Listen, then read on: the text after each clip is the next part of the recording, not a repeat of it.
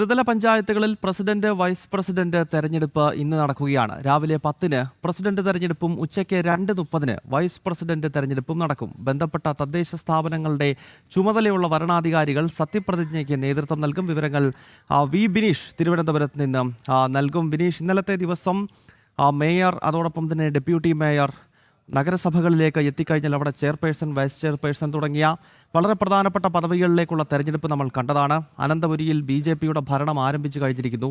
ഇന്നിപ്പോൾ ത്രിതല പഞ്ചായത്ത് സിസ്റ്റത്തിലേക്ക് കടക്കുകയാണ്. അവിടെ പഞ്ചായത്ത് പ്രസിഡന്റ്, ജില്ലാ പഞ്ചായത്ത് പ്രസിഡന്റുമാർ, ഇങ്ങനെയുള്ള വളരെ പ്രധാനപ്പെട്ട പദവികളിലേക്കുള്ള തെരഞ്ഞെടുപ്പ് ഇന്ന് രാവിലെ നടക്കാൻ പോകുന്നു. അപ്പോൾ BJPയുടെ ഒരു സാഹചര്യം എടുത്തു നോക്കിയാൽ ഏതാണ്ട് 26 പഞ്ചായത്തുകളിൽ BJPക്ക് മുൻതൂക്കമുണ്ടായിരുന്നു. ഈ തിരുവനന്തപുരം ഉൾപ്പെടെയുള്ള സ്ഥലങ്ങളിൽ ഏതൊക്കെ പഞ്ചായത്തുകളിൽ BJP ഭരണത്തിലേക്ക് എത്താൻ പോകുന്നു, ഒപ്പം മറ്റ് രണ്ട് മുന്നണികളുടെ പ്രതീക്ഷകളും അവരുടെ വിലയിരുത്തലും കൂടി.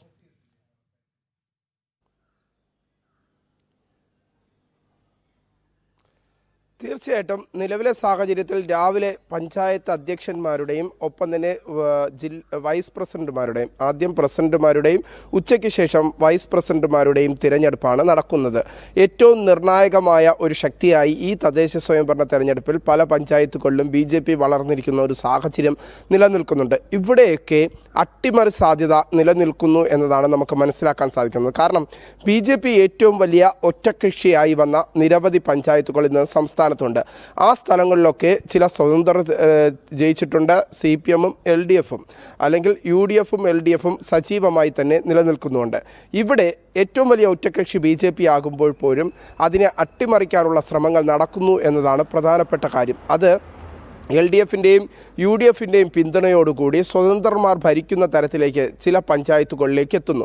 അതേസമയം തന്നെ BJPക്ക് പ്രധാനമായി മേൽക്കൈ ഈ അധ്യക്ഷ പദവിയിലേക്ക് എത്താൻ മറ്റൊരു സപ്പോർട്ടുമില്ലാതെ തന്നെ അധ്യക്ഷ പദവിയിലേക്ക് എത്താൻ സാധിക്കുന്ന 26 പഞ്ചായത്തുകളാണ് ഇത്തവണ സംസ്ഥാനത്തുള്ളത്.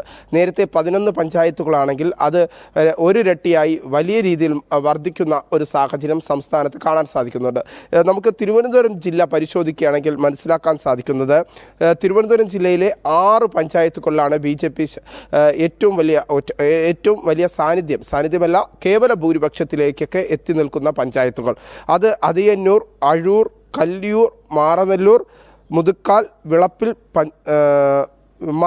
തുടങ്ങി 6 പഞ്ചായത്തുകളിലാണ്. ഇങ്ങനെ ഈ 6 പഞ്ചായത്തുകളിലാണ് BJPയുടെ ശക്തമായ സാന്നിധ്യമുള്ളത് എന്ന കാര്യത്തിൽ സംശയമില്ല. അവിടെ BJPയുടെ പ്രസിഡന്റുമാരും വൈസ് പ്രസിഡന്റുമാരും ഇന്ന് 10:30 പ്രസിഡന്റ് തിരഞ്ഞെടുപ്പിൽ അധികാരമേൽക്കും എന്ന് തന്നെയാണ് നമുക്ക് അറിയാൻ സാധിക്കുന്നത്. എന്തായിരുന്നാലും ഏറെ നിർണായകമായ ഒരു തദ്ദേശ സ്വയംഭരണ തെരഞ്ഞെടുപ്പ് കടന്നു പോകുമ്പോൾ അവിടെ കേരളത്തിൽ മൂന്നാമതൊരു ശക്തി എന്ന തരത്തിൽ പ്രാദേശിക തലങ്ങളിൽ ഉൾപ്പെടെ BJP ശക്തമായി വളർന്നു വരുന്ന ഒരു സാഹചര്യം തന്നെയാണ് നമുക്ക് കാണാൻ സാധിക്കുന്നത്.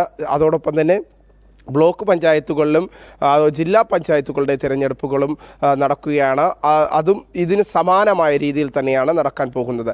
എന്തായിരുന്നാലും നിലവിലെ സാഹചര്യത്തിൽ തദ്ദേശ സ്വയംഭരണ സ്ഥാപനങ്ങളിൽ വലിയ കുതിച്ചുചാട്ടം BJPക്ക് സംസ്ഥാനത്ത് ഉണ്ടാക്കാൻ സാധിച്ചു. ആ സാഹചര്യത്തിൽ BJPയെ സംബന്ധിച്ചിടത്തോളം ഇന്ന് ഒരു നിർണായകമായ ദിനമാണ്. ഒപ്പം തന്നെ CPM-ഉം UDF-ഉം തമ്മിലുള്ള ഒരു അവിശ്വസ്ത കൂട്ടുകെട്ട് ഈ ഇടങ്ങളിലൊക്കെ ഉണ്ടാകുമോ എന്നത് നമുക്ക് നോക്കിക്കാണേണ്ടിയിരിക്കുന്നു. കാരണം BJPക്ക് കേവല ഭൂരിപക്ഷമില്ലാത്ത പഞ്ചായത്തുകളിൽ അവിടെ അട്ടിമറിക്കാനുള്ള ഒരു സാധ്യത, ഇന്ത്യ മുന്നണി സഖ്യം സജീവമായി ഉണ്ടാകാനുള്ള ഒരു സാധ്യത നമുക്ക് തള്ളിക്കളയാനാകില്ല ഇപ്പോഴത്തെ സാഹചര്യത്തിൽ. പക്ഷേ നിലവിൽ നമുക്ക് മനസ്സിലാക്കാൻ സാധിക്കുന്നത് വരുന്ന നിയമസഭാ തെരഞ്ഞെടുപ്പ് അടുക്കുന്ന ഘട്ടത്തിൽ ഒരുപക്ഷെ UDF-ഉം LDF-ഉം ഒരുമിച്ച് ചില തദ്ദേശ സ്വയംഭരണ സ്ഥാപനങ്ങൾ സ്വതന്ത്രന്മാർക്ക് പിന്തുണ നൽകിയാൽ അത് വരുന്ന നിയമസഭാ തെരഞ്ഞെടുപ്പിൽ വലിയ തിരിച്ചടിയാകുമെന്ന വിലയിരുത്തലുകൾ രണ്ട് രാഷ്ട്രീയ പാർട്ടിക്കുള്ളിലുമുണ്ട്. പക്ഷേ നിലവിലെ സാഹചര്യത്തിൽ BJP ഏറ്റവും വലിയ ഒറ്റകക്ഷിയായ പഞ്ചായത്തുകളിൽ BJP അധികാരത്തിൽ നിന്ന് മാറ്റുക എന്ന ലക്ഷ്യത്തോടു കൂടി രഹസ്യധാരണ എല്ലാ സ്ഥലത്തും ഇപ്പോഴേ സജീവമായി കഴിഞ്ഞിരിക്കുന്നു എന്നതാണ് നമുക്ക് മനസ്സിലാക്കാൻ സാധിക്കുന്നത്. എന്നിരുന്നാലും തിരുവനന്തപുരം ജില്ലയെ സംബന്ധിച്ചിടത്തോളം 6 പഞ്ചായത്തുകളിൽ ഇന്ന് BJP അധികാരത്തിലെത്തും എന്ന കാര്യത്തിൽ ഒരു സംശയവും നമുക്ക് ഇല്ല. എന്തായിരുന്നാലും അവിടെയൊക്കെ BJPക്ക് കേവല ഭൂരിപക്ഷത്തിലേക്ക് എത്തുന്ന ആ ഒരു മാന്ത്രിക സംഖ്യ BJP സ്വന്തമാക്കി കഴിഞ്ഞിരിക്കുന്നു. അതുകൊണ്ട് തന്നെ തിരുവനന്തപുരം ജില്ലയിൽ മറ്റു ചില പഞ്ചായത്തുകളിൽ BJP ഏറ്റവും വലിയ ഒറ്റക്കക്ഷിയായ പഞ്ചായത്തുകൾ നിരവധിയാണ്. ഒപ്പം തന്നെ കപ്പിനും ചുണ്ടിനുമിടയിൽ ഭരണം നഷ്ടമാകിയ ഒരു സാഹചര്യം സൃഷ്ടിക്കുന്ന പഞ്ചായത്തുകളും നിലവിൽ പല പഞ്ചായത്തുകളും ഇപ്പോൾ തിരുവനന്തപുരം ജില്ലയിൽ നമുക്ക് കാണാൻ സാധിക്കുന്നുണ്ട്. കാരണം നിരവധി പഞ്ചായത്തുകളിൽ BJP 6, CPM 7, അല്ലെങ്കിൽ UDF 7, അങ്ങനെ നിരവധി പഞ്ചായത്തുകൾ, അത്തരത്തിൽ ഈ സംഖ്യകൾ മാറി നിൽക്കുന്ന നിരവധി പഞ്ചായത്തുകളുണ്ട്. ഇവിടെയൊക്കെ നിർണായകമാക്കുക സ്വതന്ത്രന്മാരുടെ നിലപാടുകളാണ്. അവിടെയൊക്കെ എന്ത് സംഭവിക്കുമെന്നത് സംബന്ധിച്ച് നമുക്ക് ഏകദേശം ഒരു 11:30 മണിയോടുകൂടി പ്രസിഡന്റുമാരുടെ തിരഞ്ഞെടുപ്പ് കഴിയുന്നതോടുകൂടി നമുക്ക് മനസ്സിലാക്കാൻ സാധിക്കും. എന്തായിരുന്നാലും നിർണായകമായ ഒരു ഘട്ടത്തിലേക്കൊക്കെ ഇന്ന് തദ്ദേശ സ്വയംഭരണ തെരഞ്ഞെടുപ്പിൻ്റെ അധ്യക്ഷന്മാരെയും ഉപാധ്യക്ഷന്മാരെയും തിരഞ്ഞെടുക്കാനുള്ള തെരഞ്ഞെടുപ്പിലേക്ക് ഇന്ന് കടക്കുകയാണ്.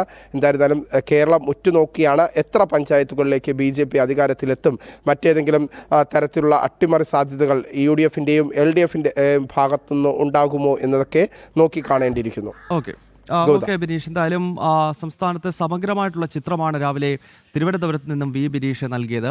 ബിനീഷ് ഓർമ്മപ്പെടുത്തിയതുപോലെ BJPയെ സംബന്ധിച്ചിടത്തോളം 2020 തദ്ദേശ തെരഞ്ഞെടുപ്പ് കഴിയുമ്പോൾ ഏതാണ്ട് 19 പഞ്ചായത്തുകളിൽ BJP ഏറ്റവും വലിയ സ്വാധീനമുള്ള മുന്നണിയായിരുന്നു, പാർട്ടിയായിരുന്നു. പക്ഷേ 2025 തെരഞ്ഞെടുപ്പ് നടക്കുന്ന ഘട്ടത്തിലെത്തുമ്പോൾ 11 പഞ്ചായത്തുകളിൽ മാത്രമാണ് BJP ഭരിച്ചത്. അതിൻ്റെ കാരണമെന്ന് പറയുന്നത് വിനീഷ് നേരത്തെ ചൂണ്ടിക്കാട്ടിയതാണ്. അതായത് ഇന്ത്യ സഖ്യം, അഖിലേന്ത്യാ തലത്തിലൊക്കെ നമ്മൾ കണ്ടുകൊണ്ടിരിക്കുന്ന ഇന്ത്യ സഖ്യം പല സ്ഥലത്ത് BJPയെ മാറ്റി നിർത്തുക എന്ന ലക്ഷ്യത്തോടു കൂടി ഈ അവിശുദ്ധ കൂട്ടുകെട്ടുണ്ടാക്കി. അപ്പോൾ പഞ്ചായത്തുകളിലാണ് ഇത് ഏറ്റവും ശക്തമായിട്ട് നടന്നത്.